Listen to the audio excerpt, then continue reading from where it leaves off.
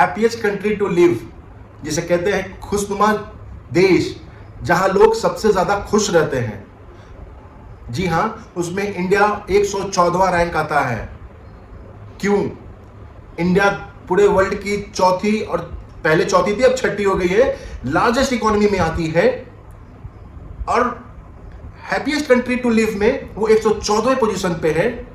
सच जानकर आप हैरान हो जाएंगे। क्यों एक आयरलैंड जिसकी आबादी बैंगलोर से भी कम है, उसकी इकोनॉमी अपने इंडिया से कोसों दूर है, फिर भी वो रैंक 1 आती है हैप्पीएस्ट कंट्री टू लिव उनके लोगों के लिए।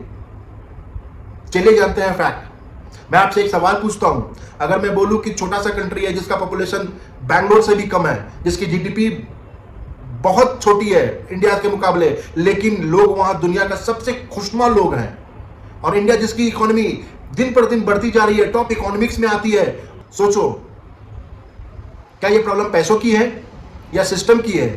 और अगर मैं कहूं तो इसका जवाब एक चीज में शुरू होता है, वो है एजुकेशन। जी हां, आज की वीडियो आपकी सोच बदल देगी।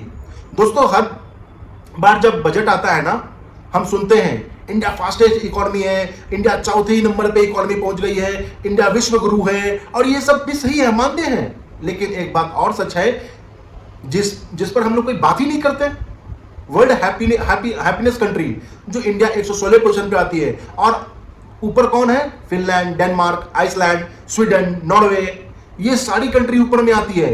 इंटरेस्टिंग बात ये है कि इसमें कई देश हैं जिसकी इकोनॉमी इंडिया से बहुत छोटी है।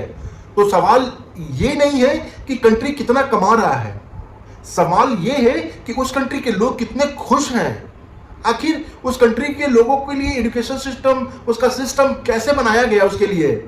जरा इमेजिन करो, एक इंडियन बच्चा जिसका एज 3 साल है, वो school, tuition, homework, olympiad, coaching classes, coding classes, dance, abacus competition, और फिर board exam, JEE, NEET, CAT, placement, EMI, retirement, ये सब हमारे लाइफ का रोड मैप है। हम बचपन से ही जीना नहीं जानते हैं, कंपटीशन जीना सीखते हैं हमेशा, कि कैसे हम कंपटीशन के लायक हो पाए। हमसे कभी किसी से नहीं पूछा, हम लोगों से किसी ने कोई कुछ नहीं पूछा कि तुम खुश हो, बस पूछता है, कोई भी घर में आता है कितना मार्क्स आया, यही पूछता है ना।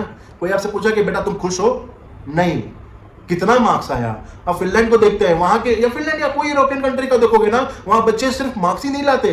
हम फिनलैंड की बात कर रहे हैं, जापानीज की बात कर रहे हैं, वहां के बच्चे सिर्फ मार्क्स ही नहीं लाते हैं, लाइफ जीना सिखाते हैं, उन्हें टीम वर्क सिखाता है, क्रिटिकल थिंकिंग सिखाई जाती है, प्रॉब्लम सॉल्विंग सिखाई जाती है, इमोशनल इंटेलिजेंस सिखाई जाती है। टीचर को सिर्फ जॉब ये नहीं कि तुमको टीचिंग का जॉब है, वो उनको एज अ नेशन बिल्डर के तौर पर देखा जाता है। और सबसे बड़ी बात, बच्चा फेल हो गया तो उसे लूजर नहीं कहा जाता। हैप्पीनेस का कोई फॉर्मूला नहीं होता है। एजुकेशन सिर्फ पढ़ाई नहीं होती है, एजुकेशन डिसाइड करती है कौन सी कंपनी बनेगी, कौन सी टेक्नोलॉजी बनेगी, कितनी जॉब क्रिएट होगी, कितना इनोवेशन होगा, कितना टैक्स आएगा, गवर्नमेंट कितनी अच्छी हेल्थ केयर देगी, कितनी अच्छी रोड बनेगी, कितना करप्शन कम होगा, आखिर में लोग कितने खुश रहेंगे वो सब चीजों से। सिर्फ क्लासरूम नहीं बदलती, पूरा देश बदलता है एजुकेशन सिस्टम से।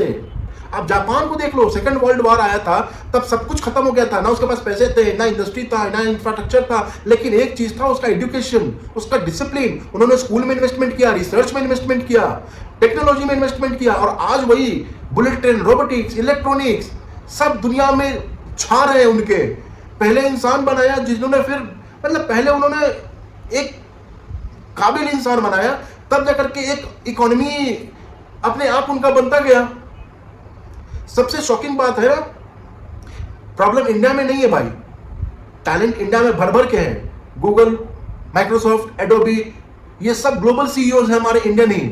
मतलब टैलेंट का हमारा कोई कमी नहीं था, सिस्टम का प्रॉब्लम है। अगर वही इंडियन बच्चा वर्ल्ड क्लास एजुकेशन सिस्टम में पढ़ता तो दुनिया जरूर बदल देता। आज इंडिया को सिर्फ नई एयरपोर्ट नहीं चाहिए भाई, नया एक्सप्रेसवे, जीडीपी आ गया, ये आ गया। इंडिया को चाहिए एजुकेशन सिस्टम जो बच्चों को रोबोट नहीं थिंकर बनाए, जॉब सीकर नहीं क्रिएटर बनाए, मार्क्स मशीन नहीं यार, प्रॉब्लम सॉल्विंग बनाए कि एक प्रॉब्लम को 4 तरीके से कैसे सॉल्व करते हैं। जैसा हमारा एजुकेशन सिस्टम, जिस दिन अपना एजुकेशन सिस्टम एक्चुअली बदल गया ना, उस दिन सिर्फ इकोनॉमी नहीं, इंडिया का हैप्पीनेस रैंकिंग अपने आप बदल जाएगा। ये देश असली ताकत उनके बिल्डिंग से नहीं हो रही है, हम लोग क्योंकि भूल गए कि हमारे देश की असली ताकत पैसों से है, इससे है, उससे है। हम लोग भूल गए कि देश की असली ताकत एजुकेशन सिस्टम से है। हर देश में सबसे ज्यादा एजुकेशन सिस्टम को सबसे ज्यादा महत्व दिया गया है, पता है आपको? अगर किसी और देश में किसी नीट और सब कुछ का या किसी भी चीज का एग्जाम होता है ना दोस्तों, पूरा ट्रैफिक और उस दिन पूरा पब्लिक ट्रांसपोर्ट हर चीज बंद कर दिया, मतलब ऑफिसेज और हर चीज बंद कर दिया था। पता है क्यों? उस दिन मतलब वो पूरा देश का बंद कर दिया था। क्यों? कि जो स्टूडेंट जा रहे हैं अपने सेंटर पे एग्जाम देने, उनको कोई प्रॉब्लम नहीं है, वो ट्रैफिक में नहीं फंसे, ये किसी चीजों में ना फंसे। उस दिन पब्लिक ट्रांसपोर्ट फ्री कर दी जाती है बच्चों के लिए। ऑफिस इसलिए बंद करती है कि बच्चों के लिए डायरेक्टली उनके सेंटर तक छोड़ा जाए।